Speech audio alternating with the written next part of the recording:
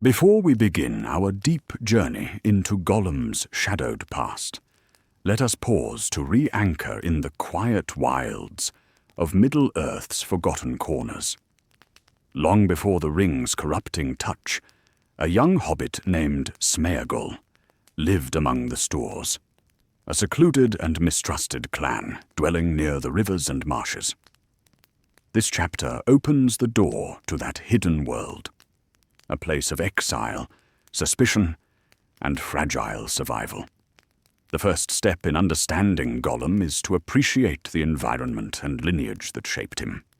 The Stoors, unlike their cousins, the Harfoots and Fallowhides, were marked by their affinity for water and isolation.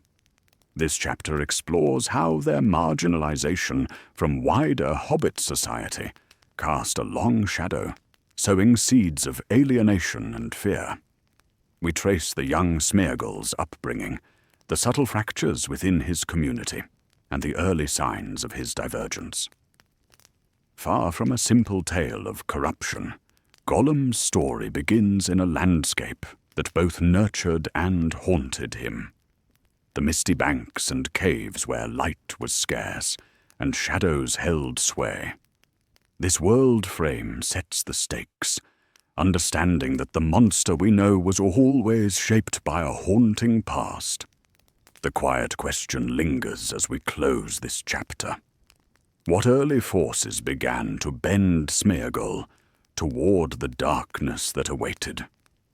Before we delve deeper into the dark transformation brought by the One Ring, it is essential to understand the legacy Smeagol inherited, the tangled web of family history, cultural isolation, and fate that shaped him long before the ring's seductive call. In this chapter, we explore how the roots of Gollum's corruption stretch beyond his own lifetime, deeply entwined with the lineage and environment of the Stoors, the branch of hobbits from which he descended. The Stoors were distinct among hobbits for their affinity with rivers and wetlands, inhabiting the borderlands near the Anduin. Unlike their cousins, the Harfoots, who preferred hills and farms, the Stoors lived closer to water and were known for their fishing and boat building. This lifestyle set them apart, a difference that both nurtured resilience and seeded suspicion. Their isolation was not just geographic, but social and cultural. They were the least accepted of hobbit kind, often regarded with mistrust by other hobbits and neighbors alike. Into this fragile community was born Smeagol, likely in the early Third Age, as Tolkien's lore suggests. From the outset, his family line carried certain vulnerabilities. Though Tolkien never fully detailed the full genealogy of Smeagol, hints from his notes and appendices imply a lineage marked by a mixture of sturdy survival instincts and a certain dark undercurrent, an ancestral shadow that would haunt his descendants. The Stoors' marginalization and frequent conflicts with their environment and neighbors created a community forged in cautious defense, suspicion, and superstition. This atmosphere framed Smeagol's earliest years, a time when innocence was already tinged with fear. It was not simply the physical isolation that shaped him, but also the cultural legacy of suspicion and exile. The Stoors' history was marked by schism. Their migration westward after the Great Schism of hobbits left them somewhat rootless and vulnerable. In many ways, Smeagol inherited more than just his family's name. He bore the invisible burden of exile and fractured belonging. Family ties were tight but fraught. While Tolkien gives us few explicit details about Smeagol's parents, it is known that his cousin Déagol played a crucial role in his fate. Their relationship, at once familial and fraught with rivalry, would eventually unravel in tragedy. The social fabric around Smeagol was delicate, and the pressures of survival in the borderlands intensified the cracks. Fate, in Tolkien's mythic vision, is often an uneasy mixture of destiny and free will, a subtle tension that weaves through Gollum's story. This chapter explores how Smeagol's fate was not merely a result of chance or evil will, but a complex interplay of inherited shadow and individual choice. His inherent nature, conditioned by family history and environment, made him particularly vulnerable to the ring's call. Yet within this vulnerability lay the possibility of resistance, a glimmer of humanity never fully extinguished. The legacy of the Stores, their exile, marginalization, and superstition, cast a long shadow that would fall on Smeagol's soul. It was a burden that shaped his identity, feeding the fissures that the ring would later exploit. This understanding reframes Gollum not simply as a victim of the ring, but as a tragic figure caught in a web of inherited darkness and difficult choices. This chapter ends with a soft question. Before the ring's seduction transformed Smeagol into Gollum, what was the nature of this monster that lurked beneath?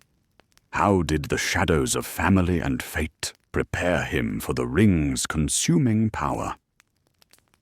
These questions lead naturally to our next chapter, where we will witness the moment that changed everything. The ring's seductive grip that began the irreversible transformation. Before we immerse ourselves in the shadowy transformation wrought by the One Ring, let us reflect briefly on the delicate balance we uncovered, the legacy of family and fate that shaped Smeagol's early life. It is within this fragile human vessel that the ring found its most devastating purchase. This chapter's thesis is clear. The ring's seduction was neither instantaneous nor simple, but a slow, insidious corruption that preyed on Smeagol's vulnerabilities, gradually twisting him from an ordinary hobbit into the creature known as Gollum. To understand this metamorphosis is to comprehend the mechanisms of power, addiction, and identity that Tolkien wove into Middle-earth's darkest tale. The story begins with Smeagol's fateful fishing trip with his cousin Déagol along the river Anduin. When Déagol discovers the One Ring beneath the waters, the allure of the ring's mysterious power is immediate and overwhelming. Smeagol's desire ignites with sudden violence, a primal hunger fueled not simply by greed, but by a deeper, darker craving. This moment reveals the ring's ability to awaken the latent darkness within, exploiting flaws seeded by ancestry and circumstance. The mechanism of the ring's corruption is subtle and gradual. It does not simply grant power or wealth, but binds itself psychically to its bearer, whispering promises of control while tightening invisible chains. The ring warps perception, amplifies desire, and severs ties to former identity. Smeagol's possession begins as a secret indulgence, a source of joy and security, but soon becomes a consuming obsession. Physically, the transformation unfolds painfully slow. Smeagol's once hobbit form shrivels and contorts. His eyes grow large and luminous in the dark, reflecting a fractured soul. The name Gollum itself arises from the guttural, wet sounds he makes, echoes of a man slipping beyond humanity. This physical decay mirrors the internal collapse of morality and sanity. The psychological toll is equally profound. The ring's influence breeds paranoia, suspicion, and madness. Smeagol becomes a recluse, shunning kin and light. His days stretch into centuries of loneliness, sustained only by the compulsive need to possess the ring. The chapter explores how Tolkien's text reveals this decline as an addiction, a bondage so complete it reshapes time and will. Yet, within this consuming darkness, traces of Smeagol's original self linger faintly. The internal struggle between what was and what is to come sets the stage for the next chapter's exploration of Gollum's fractured identity. The ring's power did not create the monster ex nihilo, but exposed and magnified what lay beneath. Breadcrumbs planted here, the significance of the river Anduin, the symbolism of water and concealment, and the themes of addiction and duality will resurface throughout the journey.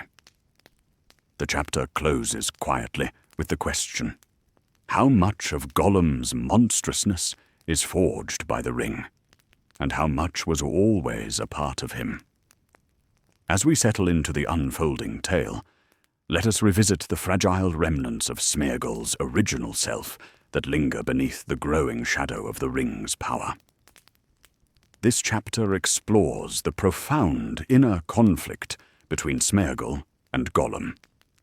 Two halves of one fractured soul locked in eternal struggle.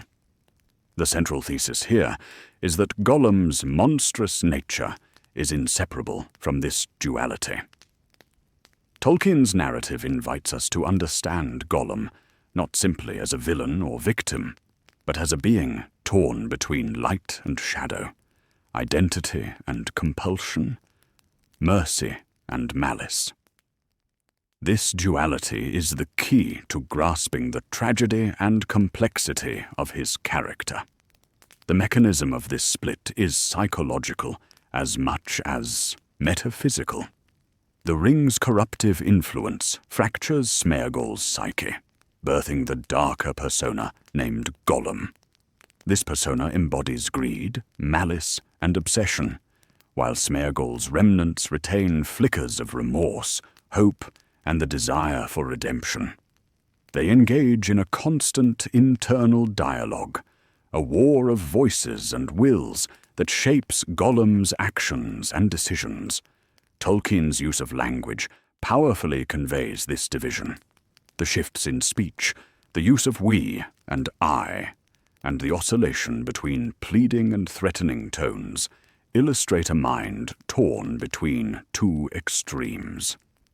This chapter explores how these narrative devices create empathy and horror simultaneously, deepening our understanding of the psychological cost of the ring's dominion. Symbolism also plays a crucial role. The motif of light and shadow recurs as a metaphor for this internal battle, with moments of clarity and darkness flickering like a candle in a draught.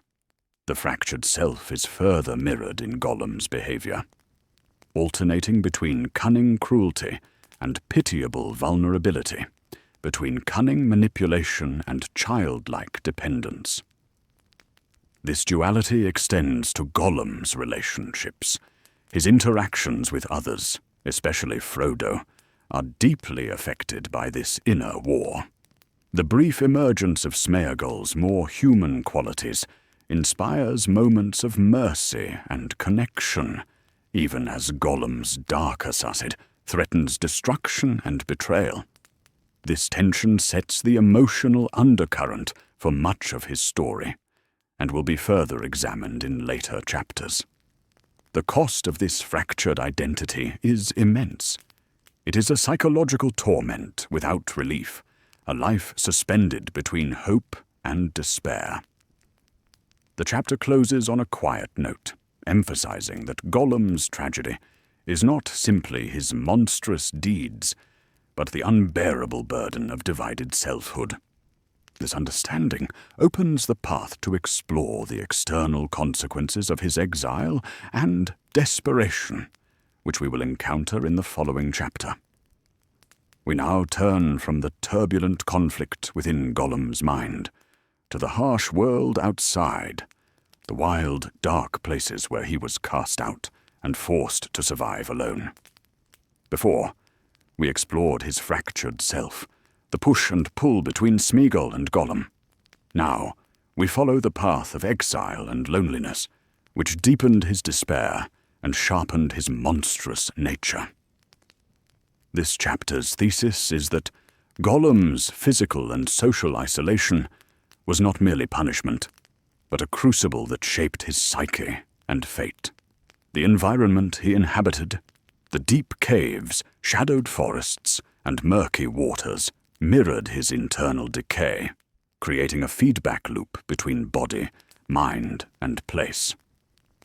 The chapter explores how exile, by severing connection to community and light, accelerated Gollum's transformation into a creature consumed by fear and obsession. From the moment Smeagol fled into the dark after murdering Deagol for the ring, his life became one of relentless hiding. The subterranean caves, beneath the misty mountains, cold and damp, became his prison and refuge. These caves, ancient and vast, were realms of silence and shadow, offering safety, but exacting a heavy toll. The chapter unpacks the symbolism of these places, not just physical settings, but reflections of alienation and despair. Survival in exile demanded ruthless cunning. Gollum's diet of fish, small animals, and whatever the darkness provided was as grim as his existence. His eyes, adapted to the gloom, glowed with eerie light, marking him as something not quite human. The chapter reflects on how his physical degeneration was tied to this harsh lifestyle, his skin pallid and thin, body gaunt, movements furtive. Socially, Gollum was utterly alone. His banishment severed ties to kin and kinship, stripping him of identity and belonging. This isolation compounded his psychological torment, fostering paranoia and distrust. Every shadow seemed a threat, every noise could signal pursuit. The chapter illustrates how loneliness breeds madness, and madness breeds further isolation, a spiral from which Gollum could not escape. Yet, even in exile, faint sparks of his former self endured. His occasional vocalizations and the internal dialogues between Smeagol and Gollum reveal the persistence of memory and longing.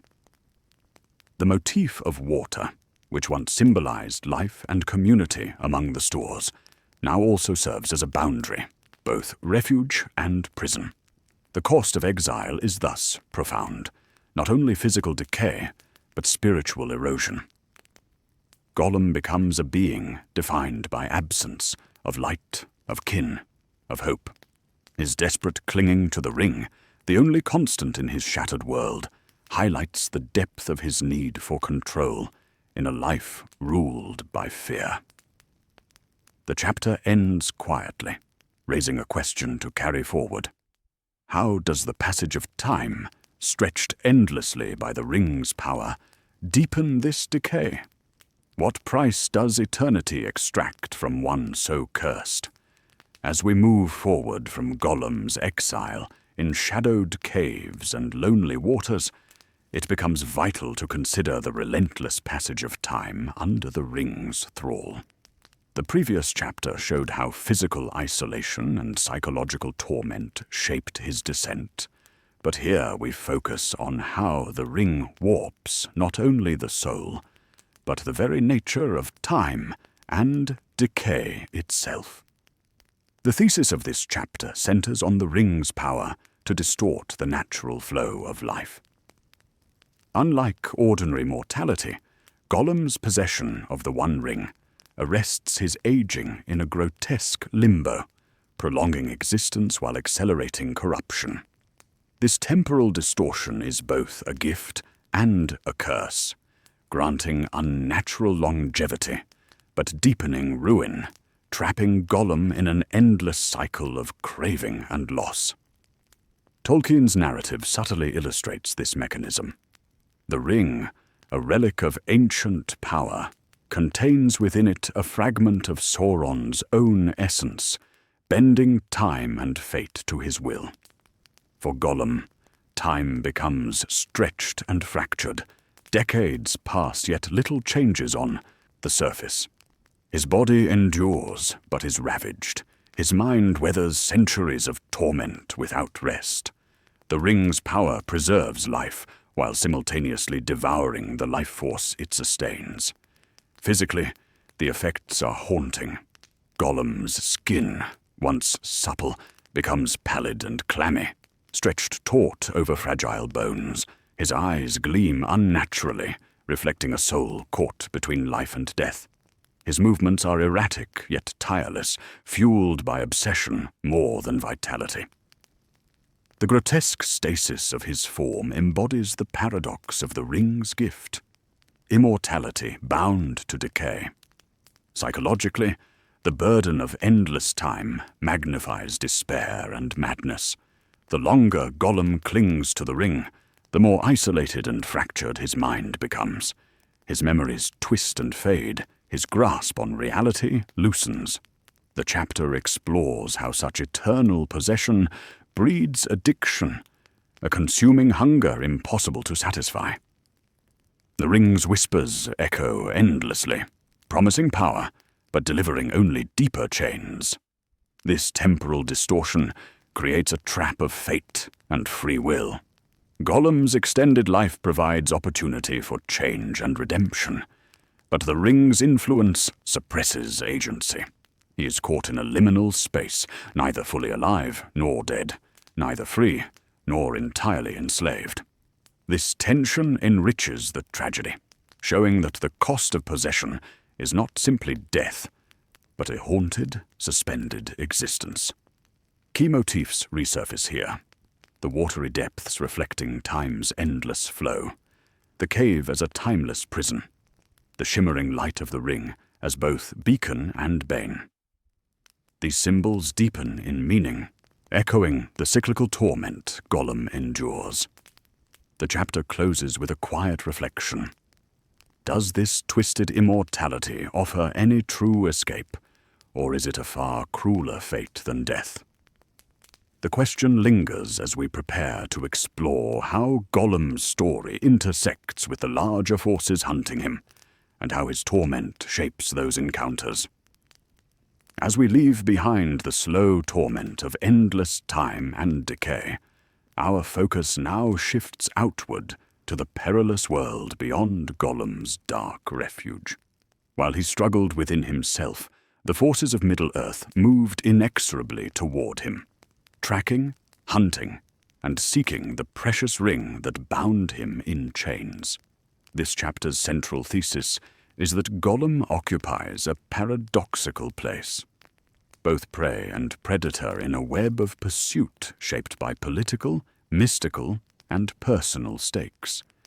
His knowledge of the ring and the power it holds makes him invaluable and dangerous to many, while his monstrous reputation paints him as a threat to all.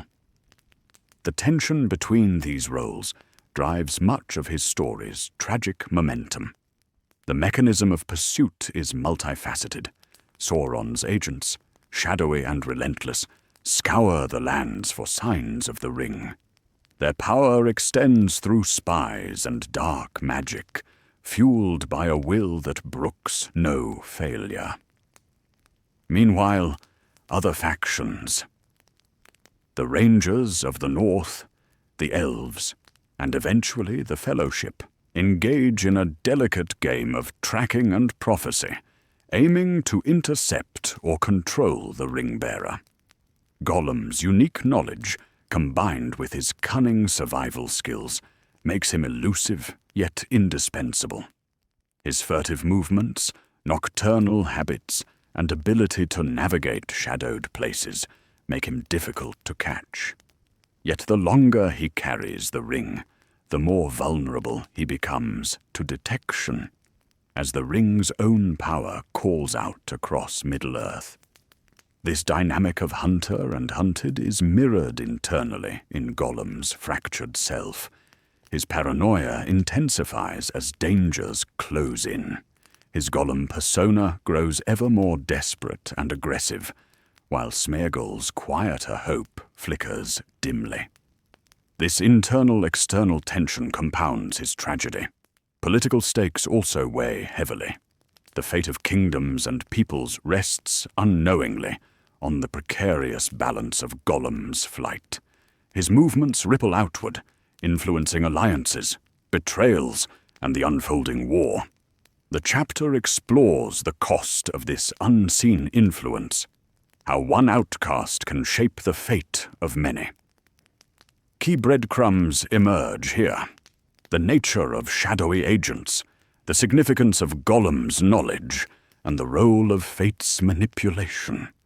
These threads will be woven more tightly in the chapters to come. The chapter concludes with a quiet question, opening the door to Gollum's complex encounter with Frodo, and the fragile light it briefly casts. How can mercy and connection exist for one so deeply broken? As we move from the shadowed chase of hunter and hunted, we arrive at a pivotal moment, Gollum's encounter with Frodo, the ring-bearer. This chapter gently examines how the fragile light of compassion and mercy briefly pierces the darkness enveloping Gollum's fractured soul. The thesis of this chapter centers on the transformative power of empathy amidst corruption. Frodo's mercy offers a glimmer of hope, a fragile connection that awakens the dormant Smeagol within, if only momentarily. This encounter demonstrates that even the most broken beings harbor remnants of humanity and the possibility of redemption. The mechanism at work is subtle. Frodo's refusal to condemn Gollum outright, his patient kindness, and his recognition of shared burden create a space where Smeagol can emerge. The chapter explores how this dynamic challenges Tolkien's broader themes of fate and free will, suggesting that compassion may influence destiny even within rigid cosmic designs. Gollum's internal conflict intensifies here, as Smeagol strives toward light while Gollum's darker impulses resist. The narrative tension is palpable, but subdued, a quiet battle played out in whispers and fleeting gestures. The chapter also addresses the cost of this mercy. For Frodo, it means risking betrayal and pain. For Gollum, a temporary reprieve from isolation and madness. Symbolism enriches this beat, the motif of light as hope and mercy, the ring as a consuming shadow, and water as both boundary and possibility. These images underscore the fragile balance between salvation and ruin. The chapter closes with a soft question that lingers. Can this fragile bond survive the weight of past wounds and future trials? The answer awaits in the unfolding of Gollum's true nature and ultimate choices. As we step beyond the tentative light of Frodo's mercy, we confront the sobering truth of Gollum's fractured soul, the inevitable emergence of the monster lurking beneath. This chapter delves into the moments when Gollum's darker self asserts itself, revealing the complexity and tragedy of a being torn between redemption and ruin. The thesis here is that Gollum's monstrousness is not a simple evil, but a layered consequence of corruption, desperation, and survival instinct. The chapter explores how his actions, while often cruel and destructive, are driven by a fractured identity, wrestling with insatiable craving and lingering humanity. Mechanisms of betrayal, violence, and cunning come to the fore. Gollum's duplicity, his oscillation between loyalty and treachery, illustrates the internal war's painful cost. His strategies to regain the ring showcase not just malice, but deep fear and loneliness. The chapter highlights Tolkien's skill in portraying a villain as a tragic figure, eliciting both revulsion and pity. This revealing also illuminates the cost of the ring's dominion on will and morality. Gollum's repeated betrayals underscore how addiction corrupts trust and love, fracturing bonds and deepening isolation. The narrative tension here is quiet but relentless, reflecting the slow unraveling of hope. Key symbols: the broken mirror of self, the consuming shadow of the ring, the ever-present water, return with new resonance, emphasizing fragmentation and loss. This chapter's breadcrumbs will lead us to the final convergence of fate, choice, and consequence. The chapter closes with a reflective question. What does Gollum's tragic monsterhood teach us about the nature of evil, suffering, and mercy in Middle-earth? This leads naturally to the culminating chapters where these themes intertwine. We now arrive at a critical turning point where the threads of Gollum's long and tortured journey converge. Having witnessed the shadow of his past, the fracture within his soul, and the duality of mercy and monstrosity, we face the question of fate and redemption. What ultimate path does Gollum walk? This chapter's thesis explores the tension between destiny and choice in Gollum's final acts. Tolkien's narrative weaves a delicate balance, showing that while cosmic forces guide events, individual will remains vital. Gollum's role in the fate of the ring, and Middle-earth itself, embodies this interplay. A tragic figure whose actions carry monumental consequences. The mechanism at work is both metaphysical and personal. The ring's power seeks to reclaim itself through Gollum, binding him in a cycle of craving and destruction. Yet, in the climax, it is Gollum's own choice, driven by obsession and desperation, that seals the ring's fate. This paradox of success as failure defines the ultimate twist. Gollum's victory destroys both himself and the power he sought. Psychologically, this moment reconciles the divided self. The Sméagol within briefly reclaims agency, even if through destructive ends. It is a poignant resolution to the duality that has haunted him. A final act that is both tragic and redemptive. The chapter also explores themes of mercy's limits, fate's mystery, and the price of power. Gollum is both villain and inadvertent savior, his downfall intertwined with Middle-earth's salvation. This complex role challenges simplistic notions of good and evil, illuminating the profound cost of the ring's dominion. Symbols converge in this finale: the fiery chasm of Mount Doom, the gleaming ring slipping from grasp, and the watery depths echoing the beginning and end of Gollum's tale. These motifs encapsulate the journey's cyclical nature and the interplay of destruction and renewal. Following the climactic end of Gollum's tragic journey, we now turn to the lingering echoes his life and death cast across Middle-earth. This chapter reflects on the aftermath of his fate, the ripples his story leaves on the world, and the complex legacy he embodies.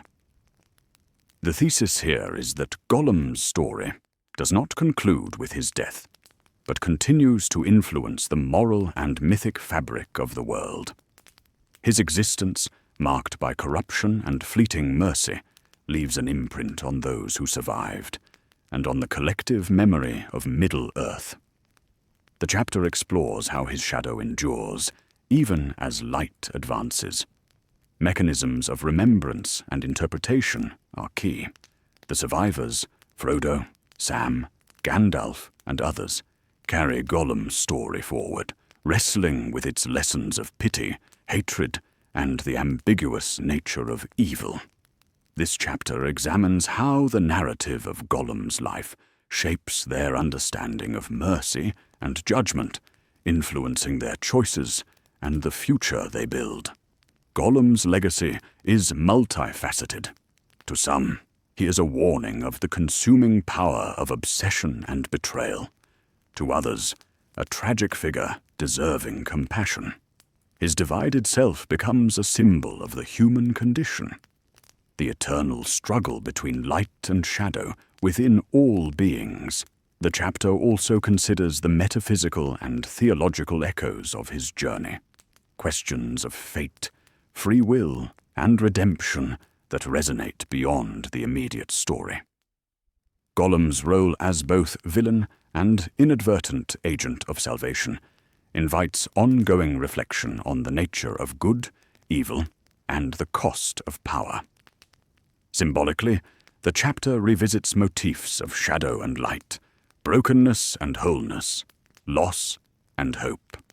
These images frame Gollum's enduring presence in the world's consciousness, underscoring that his story is not a closed chapter, but an open question for all who hear it. As we draw near the conclusion of this journey through Gollum's shadowed past, we pause to reflect on the deeper truths his story reveals, not just about him, but about the nature of monstrosity and humanity itself. This chapter invites us to look beyond the surface and consider the unsettling idea that the monster was always part of us, reflected through Gollum's tragic mirror. The thesis of this chapter is that Gollum's monstrosity is not an external curse alone, but a reflection of internal human struggles, the capacity for greed, betrayal, and self-destruction that resides within all. His story acts as a metaphor for the darker facets of our nature, magnified and distorted through the ring's corruptive lens. This chapter explores how Tolkien's narrative uses Gollum to confront the duality in all beings, the tension between light and shadow, virtue and vice, the fractured self, torn between Smeagol's faint humanity and Gollum's monstrousness, mirrors the internal conflicts present in everyone. We each carry the potential for darkness, and recognizing this is a step toward understanding and compassion. Mechanisms of self-awareness and moral ambiguity are central here. The story asks us to question simplistic notions of good and evil, urging instead a nuanced view that acknowledges complexity and struggle. Gollum's journey reveals how easily circumstance, choice, and unseen forces can shape identity and fate. Symbolism returns in full force, the ring as temptation and burden, water as both cleansing and confinement, and shadow as both concealment and revelation. These motifs underscore that monstrosity is intertwined with the human condition, not separate from it. As we approach the final chapters of this exploration, we turn our gaze outward to the lasting impact of Gollum's story within the broader tapestry of Middle-earth's history and myth. This chapter considers how his tragic tale reverberates beyond his own life, influencing culture, memory, and the fate of the world itself. The thesis centers on the idea that Gollum's legacy is woven into the very fabric of Middle-earth, his shadow stretching far beyond the caves and rivers he once haunted. His actions, choices, and ultimate fate have shaped events, legends, and the understanding of power and corruption throughout the ages. This chapter explores how Gollum's story is remembered and interpreted by different peoples, the wary rangers who tracked him, the wise elves who perceived his torment, and the hobbits who bear the burden of the ring's destruction. Each perspective offers unique insights into his nature, balancing fear, pity, and reverence. The mechanisms of storytelling and myth-making come into focus here. Gollum's figure becomes both a cautionary tale and a symbol of the peril inherent in desire and obsession. His narrative is told and retold, evolving with each generation, serving as a mirror to those who hear it. we also delve into the metaphysical, echoes of his journey, how his role as both villain and inadvertent savior challenges simple binaries of good and evil. Gollum's paradox enriches Middle-earth's moral complexity, inviting reflection on fate, free will, and the nature of grace. Symbolic motifs, shadow and light, ruin and renewal, the ring as both curse and catalyst, resurface, underscoring the cyclical nature of history and the enduring tension between destruction and hope. As we reach the gentle close of our journey into Gollum's shadowed past, this final chapter offers a calm, reflective meditation on the lessons his story imparts.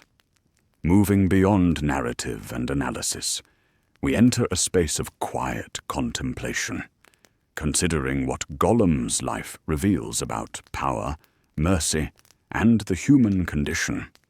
The thesis here is that the shadows cast by Gollum's tale illuminate essential truths about vulnerability, resilience, and the complexities of morality. His life is a mirror reflecting the fragile balance between light and darkness that exists within all beings and worlds.